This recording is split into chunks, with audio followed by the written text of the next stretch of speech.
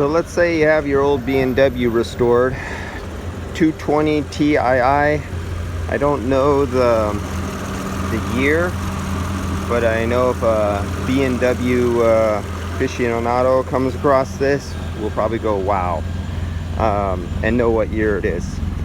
So for you guys who know those BMWs, there's your tail lights, your side blinker, and they could tell just by the tail lights and stuff like that, mufflers, what exact model this is. It has the high top, full windows, excellent view.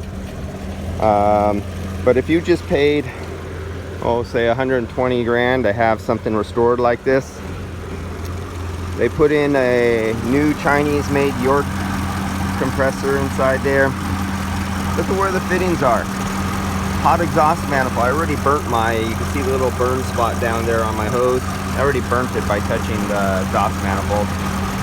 You're not getting I can't get my hands to those now to undo them. I actually have to let it wet. There's no way after this has been running that's hot I could get to that low side fitting there. I might be able to finagle the high side, but not the low side. That is just effing stupid. There's no reason for that. You could have put the low side fitting in the line right here. You could put the low side fitting right here or right here. You cut them right in. Same with the high side. The high side could have went in the line anywhere here except down there. That's just stupid. That's not an overlook. That is just plain stupid. You ever complained about Fords or Chevy or Chrysler doing something stupid, and then you come and do something super stupid like that? That just puts you in another category. That pisses me off. What tech is going to try to get this in on a hot summer day and hook up a gauge and do a good job? So that's one thing. Initially it came in no start. I found out the wire popped out of the connector on the crimp connector right here. No big deal.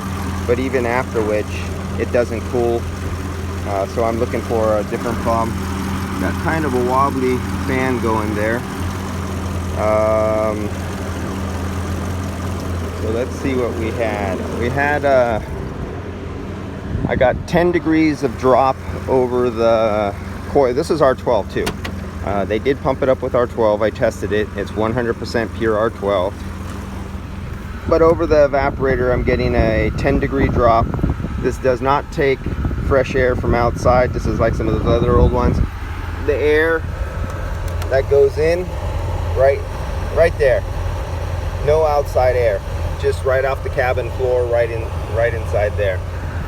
So I had no access to get my suction line outside, so I'm taking it from right here to get my temperature. I did have a place to get some my subcooling temperature, but I had to go after the receiver dryer. There was no way for me to get any clamps right after the condenser. Would have been nice. So I was at 8, what am I going down to? 8 psi when I raise up the idle. Let's see where it's at.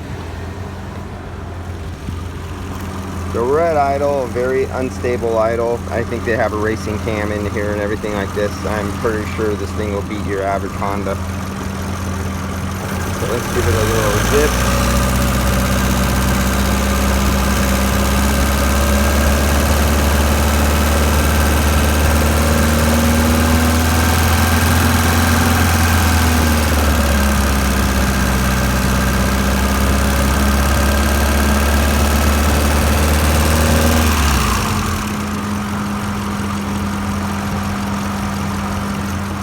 I could tell you, know how I say don't fill by pressures and temperatures? Well, this is R12, a 2-piston, non-variable compressor. Fan is on 100. There's nothing variable in this system. The only variability is your hand on the throttle. That's it. 8 psi on this one's a little too low. On these systems like this, you do see something like 12 psi be normal at like 1200 RPMs or so. So let's see.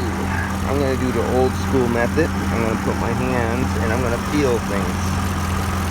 Really old school method. Oh, damn, that's hot as hell. Let me see what that is. Okay, so our subcool coming after the receiver dryer, coming out of the bottom of the condenser, acceptable temperature 101 degrees. That's coming out of the condenser. Going into the condenser, let's see what we got. If I could do this without flipping my fingers or my gauge on that fan right there, it's only like 1.5 inches away. So let's see what we got going in. We got 152 degrees going in. Get a little refrigerant flow going here.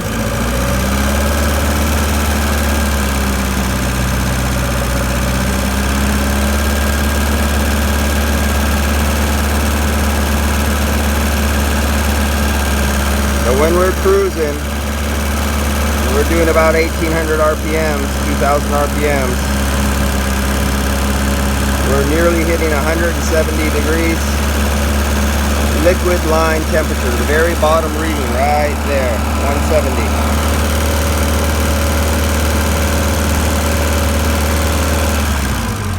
And this has a grotesquely undersized small condenser in it. My God, it's so small. And it's the big old-fashioned big 3/8 tubes. So now I'm going to take this line coming out of the condenser. So we were at 170.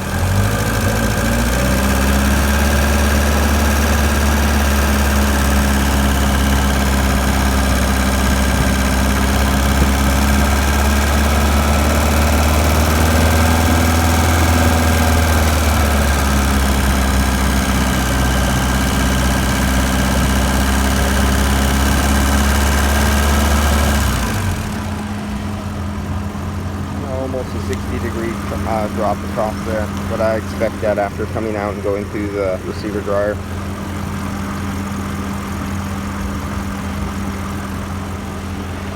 Okay, so electrical problem. Oh, I also wanted to check the voltage. The clutch was slipping when I was trying to engage it, in and out, it kept slipping at idle. I think the voltage is too low.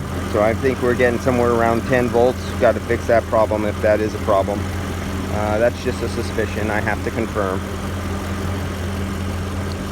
And let's look at a sight glass, because on this one, even I like to look at a sight glass. This is an old fixed piston R12, and I'm gonna have to get me a strong light to get in there. Alright, we'll get back to this one. One, I would really like to just cut those hoses and add some fittings right there. That's where they should be. Two, with that hot exhaust manifold right next to this black, nice rubber line right here, these get hard and brittle and they blow. They blow these lines just by this radiant heat that's coming off here. That's like 400 degrees. Feels like your oven when you're baking something right here. You're adding a lot of superheat to this line, plus you're baking it. You're baking the rubber, makes it hard and crispy, and they blow. That was what it. So they have a foil insulated cover that would go over refrigerant lines that are ran by exhaust manifolds, but these guys didn't know about that. And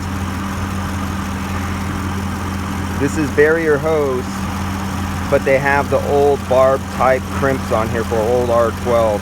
This is not a 134 barrier hose type crimp. I wonder what kind of fittings they use. If they use barb fittings and they cut into the barrier hose by not knowing it, or are those the correct lines, fittings for barrier type hose without the barbs? So that's another issue that I see happen. Alright guys, let's see what I find later on, if you get to see a second video on this one or not. See ya.